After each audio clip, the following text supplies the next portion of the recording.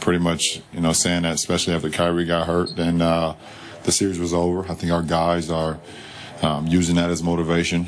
I use a little bit of it, but I have a lot of motivation already to just, be a part of the greatness and be a part of this and be a part of this atmosphere. And, and my motivation is to make sure that my guys are ready and prepared every night we step on the floor. And I have some other motivation that I won't talk about right now, but I have so many different things to worry about than, being an underdog or guys counting us out. So LeBron says he has secret motivations that he doesn't want to talk about right now. He hopes, in fact, that obviously he can get the title so that he can talk about those motivations. He said that to the Cleveland Plain Dealer. Stephen A., if you had to guess, which we are doing, what do you think that motivation is? Well, I would say this. Venture to guess that obviously when you lose in the NBA Finals, as he has 3 times, being around your family, your children, your wife, your loved ones, the off seasons are very, very difficult. And if you know anything about men, when our lives are difficult, we tend to make life difficult for other people. That's just a given. But knowing some of the other things that are going on in the NBA, I suspect that there's more to his statement. And I'm not sure he'll ever admit it, even if he does win the chip. But I happen to know LeBron James well enough and know some of his confidants well enough to know that this is something that has crossed his mind. To get back to Cleveland, he had to depart South Beach. And you have to remember that in South Beach lies an individual by the name of Pat Riley. Pat Riley is the winner within. Pat Riley is a champion 5 times over. Pat Riley is a champion as a player, a coach, an executive. He knows a thing or two about winning. And by the way, it wasn't just D. Wade who played a role in LeBron James winning a championship. Pat Riley would venture to say he had something to do with that too. And when LeBron James decided to leave, in Pat Riley's world, you left him. You left him high and dry. You are officially the enemy. And so when you look at it from that perspective, and then you have a guy like D. Wade, who outside of LeBron's crew is like a brother to LeBron, and you've got him going through what he's going through right now with Miami, where he may end up leaving South Beach. He might end up going to L.A. He may end up coming to Cleveland. Stay tuned. In the event that things don't work out in Miami, and make no mistake, D. Wade's preference is that he remains in Miami, but he just wants to be treated according to his definition of fairness. If you're a LeBron James, it's rubbing you the wrong way. And in all likelihood, it's rubbing you the wrong way because you believe that part of the reason D. Wade is going through this is because of you, meaning LeBron. You remember, they're still tight. Pat Riley don't like that. Pat Riley doesn't want D. Wade tight with LeBron. Pat Riley doesn't want to see D. Wade on TV rooting for LeBron. Pat Riley doesn't want to see D. Wade wishing him well. Okay, now that kind of stuff that I just repeated, that ain't guessing. I'm telling you what I know. Y'all figure out how I know. But I'm telling you what I know. Okay? Pat Riley ain't happy about that. I'm not faulting, and nobody should fault Pat Riley for that. He's a winner. And usually to be a winner, you have to have that kind of attitude. It's us against the world. You're either with us, you're against us. Right. And that is Pat Riley's mentality, and he's not wrong about that in the slightest. But there is something there to be said that D. Wade and LeBron are so tight that part of what's going on right now is that Pat Riley, he ain't eager to further ingratiate himself with D. Wade. You got to remember, when LeBron departed last summer to come back to Cleveland, D. Wade was with LeBron a few days earlier. Miami Heat are sitting there wondering what's LeBron going to do, and they calling up D. Wade. You were just with him, and D. Wade swearing that he didn't know. Well, Pat Riley and the Miami Heat don't believe that he didn't know. They believe he knew exactly what LeBron was. Now, D. Wade will tell you he didn't know. But Pat Riley and them don't believe that. So all of these things, whether directly or indirectly, has something to do with LeBron. And I believe LeBron is cognizant of that. And I think that's just an additional thing on top of a multitude of other things, of course, that have nothing to do with Miami or Pat Riley. But I think that's one of the things that contributes to the level of motivation that he has. I agree with your take on this. However, I have a hard time believing that LeBron James would go ahead and win this championship and blast Pat Riley publicly. I just said he wouldn't. Yeah, I know, but he's too classy to do that. So his remark to the Cleveland Plain Dealer that we saw in today's paper, that I hope I go ahead and close this deal. I'm paraphrasing how I said it, but I hope I go ahead and win this so that I can make this public, this secret or private motivation. Well, that would indicate it's not Pat Riley to me. It may be more along the lines of your first one about family and how much it would mean to his loved ones in his inner circle. But here's my point. If I step away from this, and you alluded to this, you can't condemn Pat Riley for holding a grudge against LeBron James. You just can't. Because remember the speech he made right after they lost by a record margin to my San Antonio Spurs? 71 points over 5 games. Thank you very much. We forgot. 5 games. Last year my Spurs beat LeBron James' team. They did. Okay. Thank you very much for reminding me of that so I could remind the audience of that. Just after that, Pat Riley gave a post-mortem the next week. Do you remember this? And he said, I'm going to paraphrase again, but he said, the great ones don't run from this. And he alluded to the Spurs, who the year before, thanks to Game 6 and Ray Allen. I do remember that. Yeah, had said, let's stay together, let's face it, and let's fix it. Let's right the wrong of Game 6, which did they ever right the wrong last year in the finals? So he was basically saying, I think directly to LeBron James, don't turn tail and run from this. You stay right here, you come back, and you fix it. And then remember, after LeBron left, remember the remark of a few weeks ago? We don't have any more smiling faces with hidden agendas. Boy, that was a shot at LeBron James. Wouldn't you agree? Yes. Okay. So, again, Pat Riley is the ultimate competitor on the level of a coach/GM. Yeah. And even as a player, I thought he was. He was an overachiever. But still, he is burning inside to get even with the king. You were talking about don't hate the king. Tell Pat Riley that. Listen. Pat Riley is one of those dudes. Pat Riley is one of those dudes where he's a winner, man. And he's the kind of guy where don't measure his LeBron's success over Miami based on 1 year.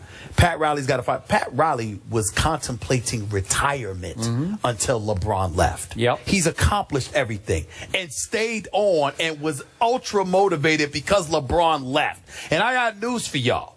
If Chris Bosh hadn't gone down, Miami would have met Cleveland in the conference finals with Bosh, with Whiteside, with Luol Deng, with D. Wade, with Goran Dragic after they acquired. Pat Riley's not standing still. Miami's coming, okay? So, again, that kind of stuff is something that needs to be mentioned. The other part to it is this. Pat Riley has to accept this reality. The only reason LeBron ever went to South Beach to begin with is because of D. Wade. And in the end, one of the biggest reasons he left was because of Pat Riley. Now, again, he's classy where he's not going to admit stuff like that. But one of the biggest reasons he left was Pat Riley. And it's always about business with LeBron. And by the way, he's happy to be back. He plans on staying right here in Cleveland, hopefully for the rest of his career. But hold on. Let this organization act up. Let this organization for 1 second think that they can take him for granted. Let him go ahead and win. Because you got to remember something. LeBron James is here to win a championship. He didn't promise you Cleveland forever. He promised you that he was coming back to bring the chip home. So the point is that he wins the chip, all right? But the organization gets a bit bold and all of a sudden forgets that he's LeBron, all right? And think that they can act differently. Don't think that he's stuck here.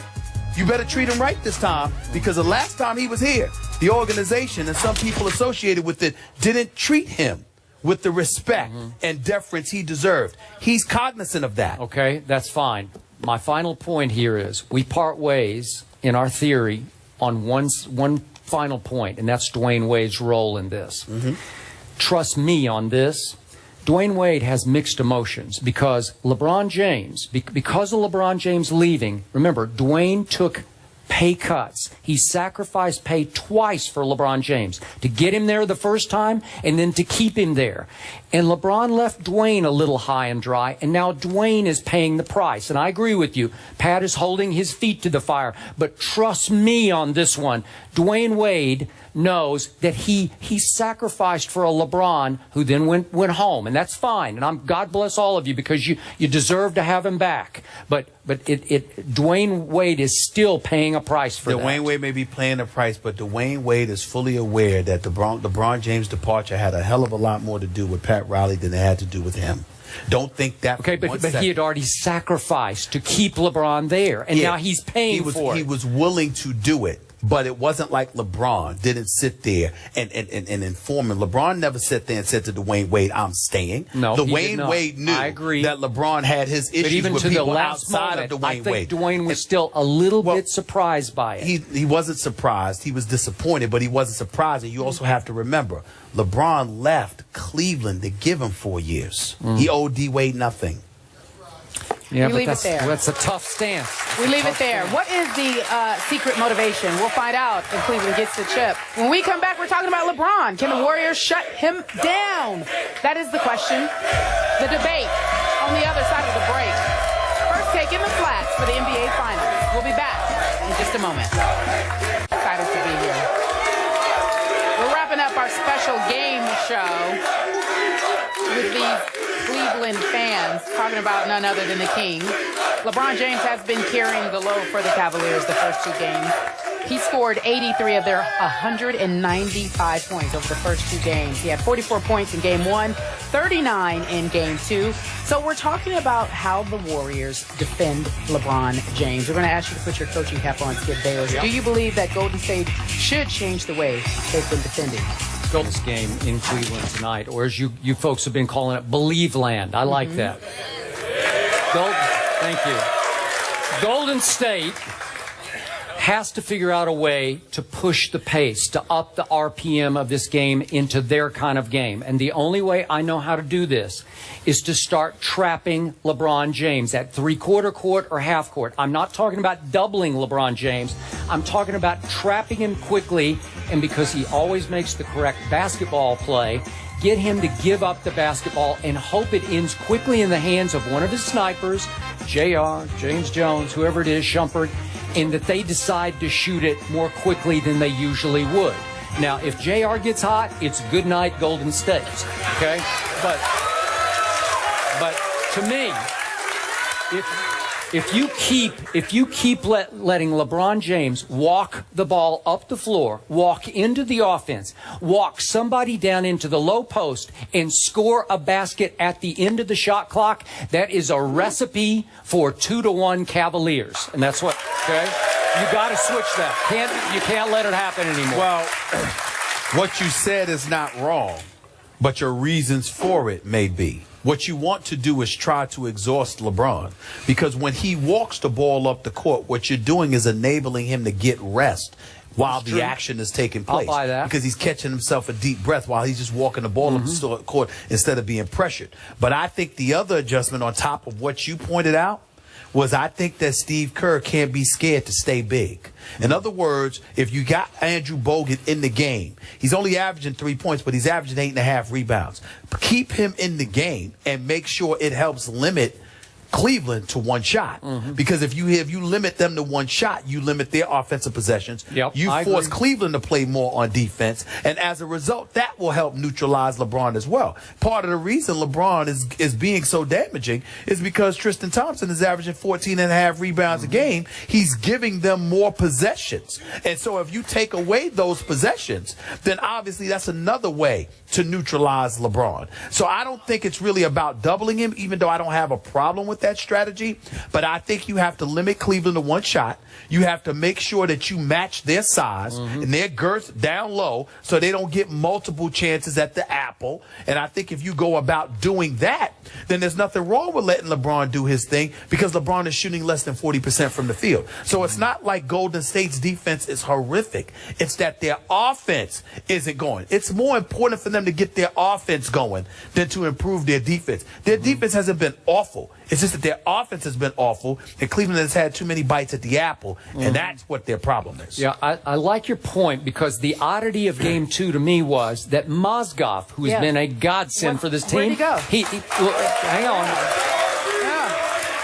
He played 0 in the fourth quarter and 0 in overtime. How did they get away with that? Well, Bogut wasn't in the game. Well, that's why Mozgov wasn't in the game. Yeah. Because Kerr took Bogut out to go small, and Cleveland had to match going small. But when he's in the game, you just got to make sure Mozgov doesn't outplay Bogut. All right, game 3, just a few hours away. We're going to recap picks on the other side of the break. Thank you so much, Cleveland. We'll be right back in just a few moments. Welcome back to First Take on the road for the NBA Finals. We're getting ready to end our show, our special game day edition of First Take. We asked you on the Twitter who would win game 3. It's just a few hours away, and you all say 59% say that Cleveland will win. I don't know if you guys can hear me. Thank you. But your take, the Twitter results say that Cleveland will win. Did they get it right? I want to say that in a shock to me, this crowd has been even better than our morning crowd. It's It's great. unbelievable. Yeah. 30 seconds. I truly love the city of Cleveland, but Yeah. I got to stick with my pick. I got Golden State tonight, 198. LeBron's going to do his thing, but either JR or Iman Shumpert will come alive offensively. Cleveland will win the night 99-91. Well, there you have it. The game is tonight on ABC. We'll be back here tomorrow morning at the Flats. Join us if you can. First Take on the road for the finals.